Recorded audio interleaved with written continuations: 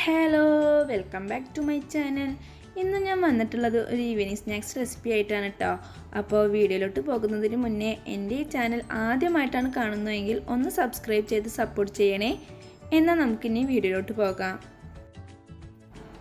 അപ്പോൾ ഇതിനായി ഞാനിവിടെ കുറച്ച് മൈദ എടുത്തിട്ടുണ്ട്. ഈ മൈദയിലേക്ക് ആവശ്യത്തിനായി കുറച്ച് ഉപ്പ് ചേർത്ത് കൊടുക്കാം. അതിനുശേഷം 2 ടേബിൾ സ്പൂൺ ഓയിൽ ചേർത്ത് കൊടുക്കുന്നുണ്ട്. എന്നിട്ട് ഇവയെല്ലാം നന്നായി മിക്സ് ചെയ്തെടുക്കാം.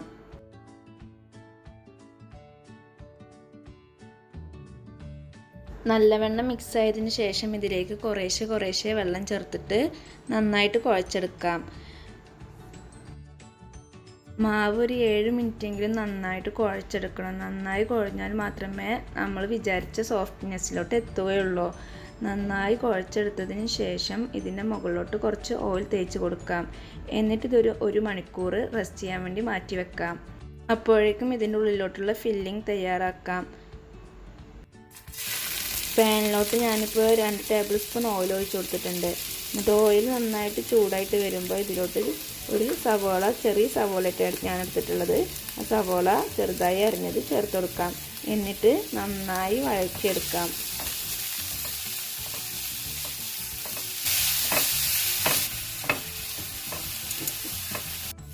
ഇപ്പോൾ സവാള നന്നായി വഴന്ന് വന്നിട്ടുണ്ട്. ഇനി ഞാൻ ഇതിലേക്ക് ഒരു മുട്ട ചേർത്ത് കൊടുക്കുന്നുണ്ട്. ഞാനിപ്പോൾ ഒരു എഗ്ഗ് മാത്രമേ എടുത്തിട്ടുള്ളത്.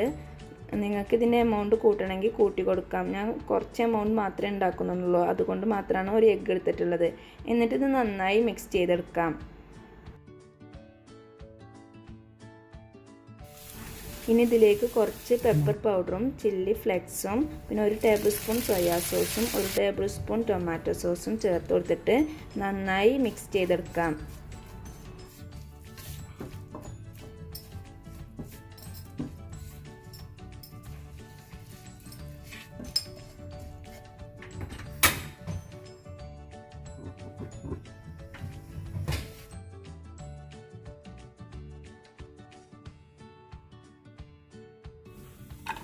ഇപ്പോൾ ഇതിൻ്റെ പച്ചക്കുത്തൊക്കെ മാറിയിട്ടുണ്ട്. ഇനി ഇതിലേക്ക് ഒരു പിടി കാബേജാണ് ഞാൻ ചേർത്തെടുക്കുന്നത്. ഈ കാബേജ് നന്നായിട്ട് വേവരുത് കേട്ടോ. ഒരു ഹാഫ് വേവ് മാത്രമേ പാടുള്ളൂ. ഇത് നമ്മൾ കഴിക്കുമ്പോൾ ഒരു കടിക്കണ രീതിയിലാവണം ഇതിൻ്റെ പാകം. ഇപ്പോൾ നമ്മുടെ ഫില്ലിങ് ആയിട്ടുണ്ട്. ഇനി ഇത് ഫ്ലെയിം ഓഫ് ചെയ്തിട്ട് തണുക്കാൻ വേണ്ടിയിട്ട് മാറ്റി വെക്കാം. ഇപ്പോൾ 1 മണിക്കൂർ കഴിഞ്ഞിട്ടുണ്ട്. മാവ് നന്നായിട്ട് സോഫ്റ്റായി വന്നിട്ടുണ്ട്. ഇനി നമുക്കിത് കൗണ്ടർ ടോപ്പിൻ്റെ മുകളിലിട്ടിട്ട് ഒരു 5 മിനിറ്റെങ്കിലും നന്നായിട്ട് കുഴച്ചെടുക്കണം.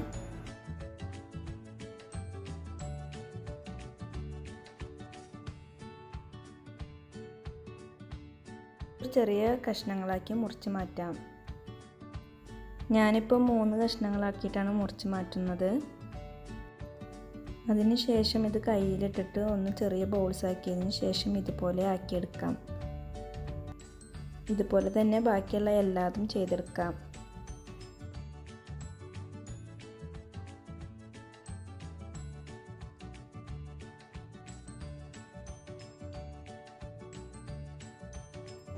ഇപ്പോൾ കട്ട് ചെയ്ത് വെച്ച 3 ബൗൾസും ഞാനിപ്പോൾ ഇങ്ങനെ ചെയ്തെടുത്തിട്ടുണ്ട്. ഇനി ഇതിൻ്റെ മുകളിലോട്ട് എല്ലായിടത്തും ആവുന്ന വിധം നന്നായിട്ട് ഓയിൽ തേച്ച് കൊടുക്കാം.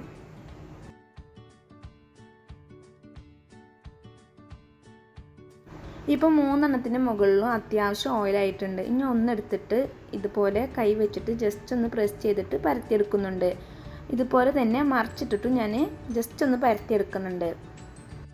ഇനി ഇത് റോളർ ഉപയോഗിച്ചിട്ട് ജസ്റ്റ് ഒന്ന് പരത്തിയെടുക്കാം. അധികം നൈസ് ആവരുത് കേട്ടോ. പരത്തിയെടുക്കുമ്പോൾ നമ്മൾ പ്രത്യേകം ശ്രദ്ധിക്കണം, അധികം നൈസ് ആവരുത്. പിന്നെ പ്രത്യേകിച്ച് ഇതിന് ഷേപ്പും കാര്യങ്ങളൊന്നും വേണ്ട. ജസ്റ്റ് ഒന്ന് ഇങ്ങനെ പരത്തിയെടുത്താൽ മതി. എന്നിട്ട് നമ്മൾ മാറ്റി വെച്ചിട്ടുള്ള ഫില്ലിംഗ് ഇല്ലേ, ആ ഫില്ലിംഗ് ഞാൻ ഇതിലോട്ട് 2 ടേബിൾ സ്പൂണാണ് ചേർത്ത് കൊടുക്കുന്നത്. ഓവർ ആവരുത്. ഓവറായിട്ടുണ്ടെങ്കിൽ നമ്മൾ ചെയ്യുമ്പോൾ ഇത് പൊട്ടിപ്പോവാൻ സാധ്യതയുണ്ട്.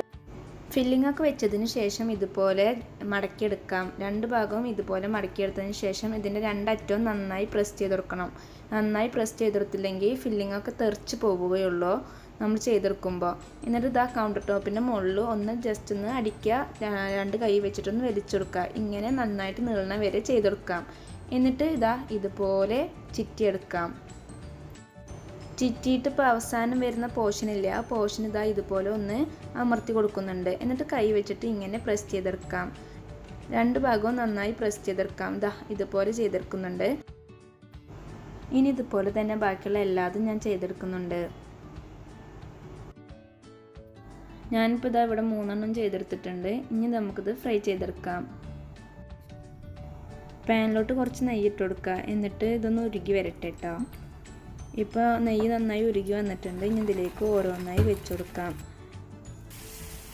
രണ്ട് ഭാഗവും നന്നായി ബ്രൗണിഷ് കളർ ആവണം കേട്ടോ. രണ്ട് ഭാഗവും നന്നായി ബ്രൗണിഷ് കളർ ആവുന്നത് വരെ അങ്ങോട്ടും ഇങ്ങോട്ടും മറിച്ചിട്ട് കൊടുക്കാം. രണ്ട് ഭാഗവും നന്നായി ബ്രൗണിഷ് കളർ ആയിട്ടുണ്ട്. ഇനി നമുക്കിതൊരു പ്ലേറ്റിലോട്ട് മാറ്റാം. അപ്പോൾ ഇതാ നമ്മുടെ ഈവനിങ് സ്നാക്സ് റെസിപ്പി ഇവിടെ റെഡി ആയിട്ട് വന്നിട്ടുണ്ട്.